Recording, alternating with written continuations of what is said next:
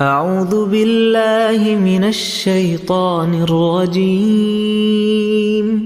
بسم الله الرحمن الرحيم. يا أيها المزمل قم الليل إلا قليلا نصفه أو انقص منه قليلا أو زد عليه ورتل القرآن ترتيلا إنا سنلقي عليك قولا ثقيلا إن ناشئة الليل هي أشد وطئا وأقوم قيلا إن لك في النهار سبحا طويلا واذكر اسم ربك وتبتل إليه تبتيلا رب المشرق والمغرب لا إله إلا هو فاتخذه وكيلا رب المشرق والمغرب لا إله إلا هو فاتخذه وكيلا واصبر على ما يقولون واهجرهم هجرا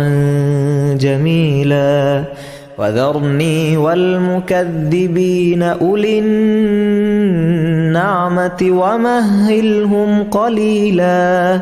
إن لدينا أنكالا وجحيما وطعاما ذا غصة وعذابا أليما يوم ترجف الأرض والجبال وكانت الجبال كثيبا مهيلا إنا أرسلنا إليكم رسولا شاهدا عليكم كما أرسلنا إلى فرعون رسولا فعصى فرعون الرسول فأخذناه أخذا وبيلا فكيف تتقون إن كفرتم يوما يجعل الولدان شيبا السماء منفطر به كان وعده مفعولا إن هذه تذكرة فمن شاء اتخذ إلى ربه سبيلا إن ربك يعلم أنك تقوم أدنى من ثلثي الليل ونصفه وثلثه وطائفة من الذين معك والله يقدر الليل والنهار علم أن لن تحصوه فتاب عليكم فاقرؤوا ما تيسر من القرآن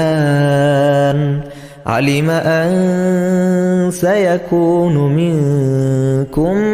مرضى وآخرون يضربون في الأرض يبتغون من فضل الله وآخرون يقاتلون في سبيل الله فاقرؤوا ما تيسر منه وأقيموا